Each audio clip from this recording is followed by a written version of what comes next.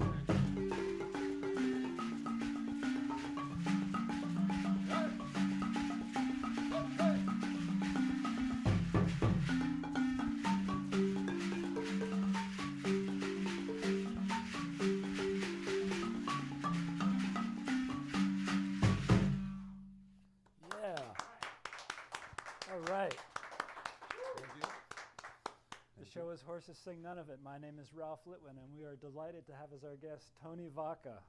Nice to be here, Ralph. Welcome to the show, Tony. Thank you very much. Thanks for the invite. That was really great. I'm catching my breath, but feeling good. Little exertion there. Yeah, we're built for that, though. We're built for that, you know. We're built to feel that. We go to watch our favorite athletes get to that state. We go to the gym to get to that state. We jump in the ocean when it's cold to get to that state. So I like being there. It's my favorite under the influence. It's the most essential under the influence. It's the longest lived under the influence of all time. In fact, one of the things that I think of as a drummer is that going back as far as you can keep track, no human civilization has ever been without music. What does that say? You know, you can leave your American Express card at home, but you won't leave your music. You never will, no matter what it is that you think is essential. No human civilization has ever gone without music. I like that idea. So the music brings on this, you know, the sweat and all that, but it also creates a state that I think we should be in more often. The sort of full force, nobody gets hurt, but you're really bringing as much as you can. So that's what I'm here to do, I guess. That's great. Cool. Can you tell us a little bit about that first piece of music you just performed? Yes. Well, to do that, I have to go back a little bit to the Wayback Machine, 1972. I graduated UMass, and after 10 years of gymnastics, I wanted to get back to my music. So I thought, you know, what better chance than to go to the source, the origins of some of the jazz sensibility. And for me, that was always partly America, because that's where we sort of put together all the pieces that created jazz. But you had to sort of have a connection to European tonality and to West African culture and rhythmic sensibility. So after taking a one-semester course with Ms. Janetta Cole at UMass called Cultures of West Africa, you know, after turning in several papers on the confluence of jazz and African music, Janetta says, "Tony, you have to go to Africa." And Janetta was not the kind of person you'd want to say no to, and plus I knew she was right. So I didn't so much go to West Africa in a romantic search for the source of jazz music. I went there to get another part of the chapter, another chapter in this incredible book of music as a human endeavor and the jazz thing, especially as an American, part of the American legacy. So when I went there, I saw the xylophone players of Côte d'Ivoire and the Senegalese and Baoulé people were playing this very instrument. And I listened a ton, and I learned that one of the things they most like to do is this overlap of rhythm, polyrhythm, more than one rhythm at once. And I wondered why they were so fascinated by it. And basically they said something like, you know, when you walk out your front door, the world is complicated. You want the music to prepare you. You want to be ready. And so I started thinking about that, and the song you heard basically, to me, starts with this phrase. Well, my right hand's doing 2 beats, evenly spaced, and my left hand is doing 3 beats across those same 2. So you get... So some people hear it, and some people hear it.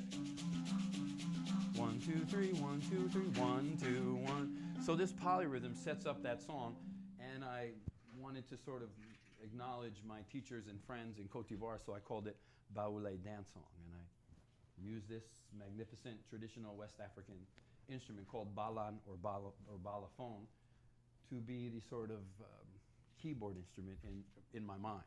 And I used their tuning, which is significantly different from ours, and voiced this song. So that's sort of what happened. And I don't know, one thing led to the next, and the song went through many, many variations. And then I added a saxophone player to the song, and a bass player, and another percussionist, and electric violin. So the song has many incarnations, but that's its most essential. Cool. Yeah. Very entertaining Thank you. I'm glad you're digging it. and moving. Well, part of the thing, before we move on to the next thing, part of the thing about the balafon is the wooden keys have their tonality. That's the tones that you're hearing are created by the size and the shape of the wooden key. But the wooden key is amplified by the gourds underneath, and the gourds have the same frequency of vibration as the key. This is a big deal because that buzzing explosion of sound that you hear when I play, that is the note you want, and they want this mix of clear and fuzzy, this mix of like human voices. All this is involved with this instrument, and the way they created it was pretty hip, given the phrase appropriate technology. This would be the example. This should be in the dictionary. Appropriate technology, balan. So should we move on to the next thing? Sure enough. Cool.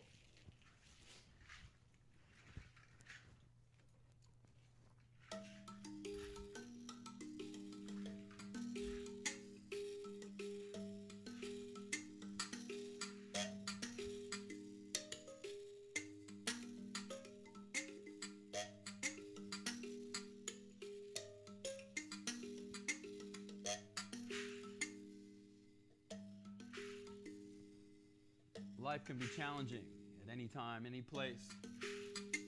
Any epoch in human history, life can be challenging. Sometimes we look up to the skies and ask for help. I'm doing my best down here, that kind of thing. You know what I mean. We kind of find trouble whether we're looking for it or not. And when that trouble comes, we try to find the best way possible to deal with it. Music has always been the best medicine ever. For the troubled soul, or for those who are just jumping and screaming for joy. Music is the best medicine. We've never been without it. We always got to take it with us. It's the kind of thing that tells our stories, and within our stories reveals things about ourselves even we didn't know when we created the stories. But back to what I was saying, when we are in trouble, when we're knocked down, when we wonder if we'll ever get back up again, when we are truly beyond what we think we can handle, that's when you hear us calling for help. So one day I was thinking about that. What I was wondering is, what if we are all the help there is? What about when we call on the angels? What if we are those very angels? What if it's just us here? Now for some folks, that's a frightening proposition. But for me, I kind of like that. I'm all right. I kind of trust that we can rise to the occasion. I've seen it hundreds of times. Our sports, our music, the amazing things we've accomplished all tell me that we can do way more, that it's time to take on more, not less. And so if we are all there is, I'm all right with that. In a way, I'm saying, what if we are the angels we call on? And that's what this song is all about. There are angels among us. They're in our dreams, they're the guardians of our lives, though it sometimes seems we walk through this world lost and alone, but they guide our actions and bless our homes. There are angels among us. There are angels among us, wise and true, flawed and generous. They're me and you. They have courage and vision. They suffer derision. They get back up when they fall and often answer the call, answer. They often answer the call of love. Still 1,000 tears of loss and sorrow can become a river of hope for something better tomorrow. Broken lives, promises broken, ugly words better left unspoken. The pain and suffering of bigotry and hate, these can all be transformed. It ain't ever too late for the angels among us to rise above our petty flaws and cast a spell of love on our wondrous family of woman and man. Ain't there angels among us who believe we can be the angels among us? There are angels among us. On long journeys home, they sustain and encourage us. We're not actually alone in this world of wonders. Known and unknown, I have seen, and I have been shown the angels among us. Still, my tears can fall hard on loneliness and pain, on the mistakes we've all made again and again, on our family of man when we go so wrong, when we choose so badly, or just play along thinking God's on our side when there ain't no side at all. When we ignore love's embrace or don't answer love's call or the call of our vision for all we can be, when we close our minds and refuse to see, when I fall prey to not praying at all, when I fall from grace or drop the ball, when I close my heart or close the door on what could be and how there just could have been more love, more courage, more wisdom and soul, more taken was broken and making it whole, more and more love, more courage, more wisdom and soul, more taken was broken and making it whole in this wondrous family of woman and man. Ain't there angels among us who believe we can be the angels among us?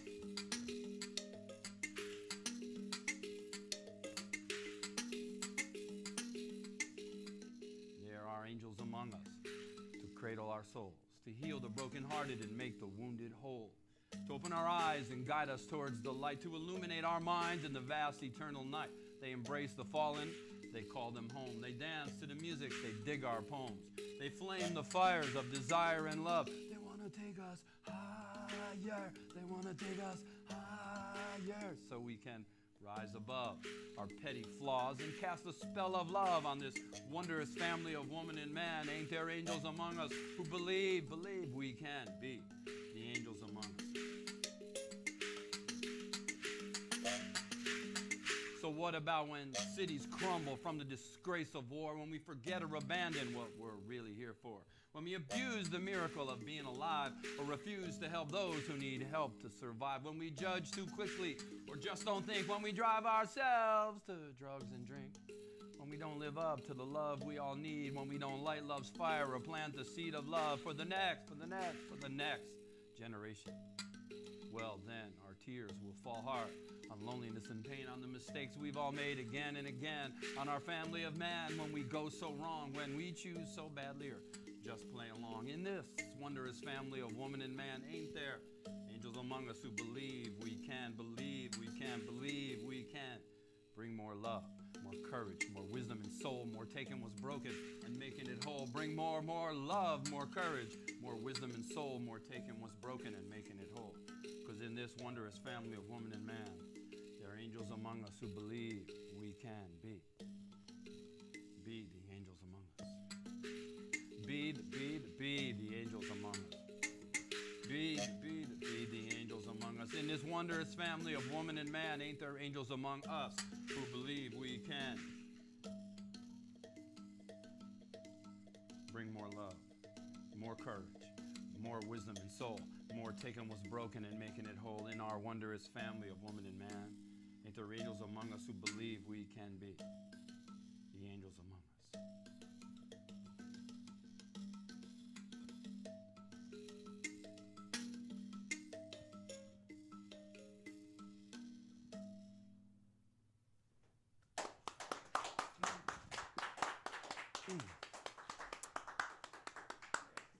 Angel business.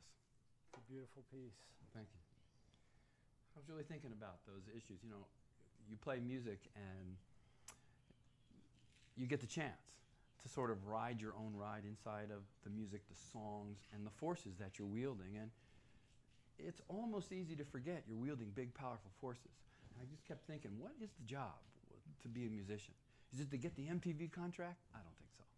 So what's there? What is that? What is it about? And to me, I think it's to actually honestly ride the ride of the music and sort of dig into our legacy that it's bringing up. And it's a pretty deep end of the pool going on here.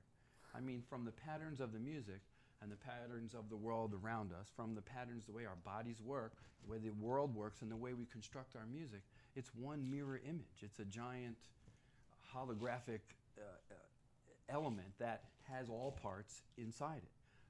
The way the cosmos is organized, the way the Earth goes around the sun, the way an electron goes around its center attraction, all these elements create patterns, and the patterns of the music are exactly made from everything around us. It's a reflection of our bodies. I love that. And all the wild stuff that we do drumming, listen to it. It's a pattern.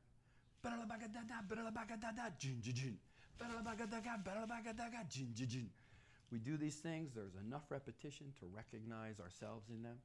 It's just like we talk when we play. And I kept thinking about the way we keep ourselves strong. And I guess that's the answer to the question, why have we been playing music since almost the beginning of human civilization? So, you know, playing the music, it's fun, you play, everybody goes, yeah, that's cool, but that really ain't it. The real thing is, I think, for me, is diving into this pool of information and coming back with something useful. So that's what I've been thinking about. And the angels among us, I think that's just me appreciating how amazing all of us are. You know, even with our struggles and the big things that we think are so difficult, for the most part, we're pretty incredible creatures. And I'm impressed every time I get to know another one of us, you know. Cool. We should let folks know how they can find out more about your performing schedule and your recordings. Okay, sure. I have a website. I'm you know, in the 21st century, finally. I just got comfortable in the 20th century. I thought, you know, that would be enough, but no, now it's a whole other thing. I have a website. It's just my name, www.tonyvacca, TonyVacca.com. And then you go there and you see all my projects. I'm doing a lot of work with West African musicians from the country of Senegal. And that work, the music of it, has led to what music always leads to, which is sort of a kind of empathetic social activism. The music tells the stories are real, you find out what's going on in people's lives, and all of a sudden we're one big family, and now we gotta act like it. So if you go there, you'll see the Senegal Miracle Project and my quintet called World Rhythms, and a trio that I've recently formed called Impulse Ensemble. Cool. We've got about 3 minutes left Okay. in the show, so if you want to take it out with Yeah, some I got music. something. Okay. It's been a pleasure to have you as a guest. It's been nice to be here. Thank you. Thank you. This was you know, it started with like a phone call or something, right? It was like you send me an email. Yep. The next thing you know, we're talking on the phone. You know, these little miracles happen. So this last, thanks again for inviting me here. This last thing is called Mumbai, named after what used to be misnomered or miscalled Bombay. Bombay, Mumbai, that's what it was. And so here it is. Hey, oh, hey, oh, hey.